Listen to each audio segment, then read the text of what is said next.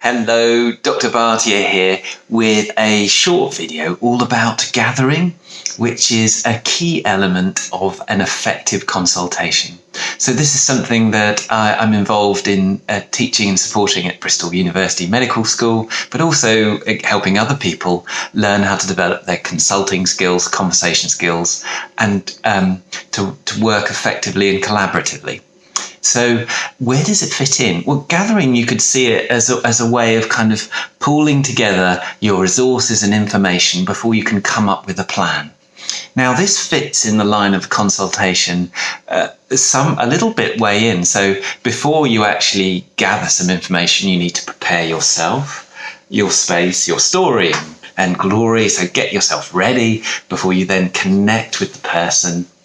And we went through how you can observe, introduce, connect, understand agendas, then negotiate, and what you're going to do next.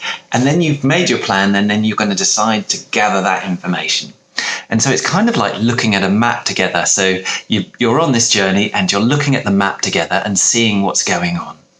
And I'm going to simplify it into 4 Ps, which are getting to know the person, their problem or their issue, and their place or predicament in their life, and then their powers. So firstly is to connect in with the person, just to get to know them and understand who they are. But specifically, we do something called the ice pie. We get to know their ideas, concerns, expectations, and then pie is preferences. What actually makes them tick, or passions. This is my gold star before you go on to the impacts and the emotions of whatever's going on in their life. Now, the problem is what you'd think about in terms of the traditional medical history. And that often comes up first when someone says, I've got a problem with this. This is why I'm coming. Or I'd like to achieve this. Can you help me? And within understanding a problem, one often has that traditional medical history where you establish sort of gathering information using a history. So talking and conversation.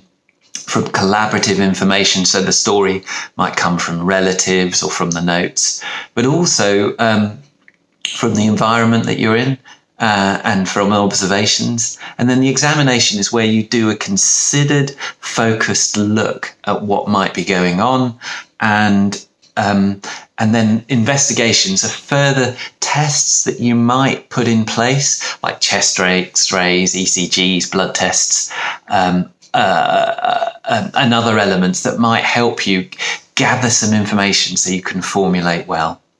So that was the person, their problem, and then the consideration is their predicament or their place. So where does it sit in their life? Because someone is more than their skin.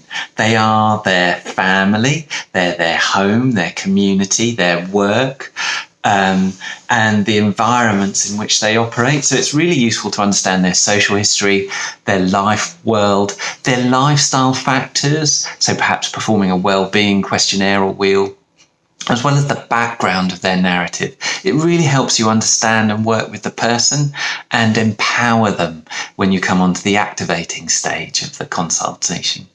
And then the final part is their powers. So I like to also understand a little bit about how they've faced challenges before and what's got them through, what their strengths are, so we can work with them. And so those are the 4 Ps. The problem, which is the first thing they sort of say, the person, so looking at their ice pie, the predicament or the place in their life, and then their powers. Understanding those and humbly gathering them, so listening, using your active listening skills, are really helpful in having an effective consultation. So I'm going to pause for a moment, which is a secret skill I have too, of just letting it all sink in and wonder what stood out for you.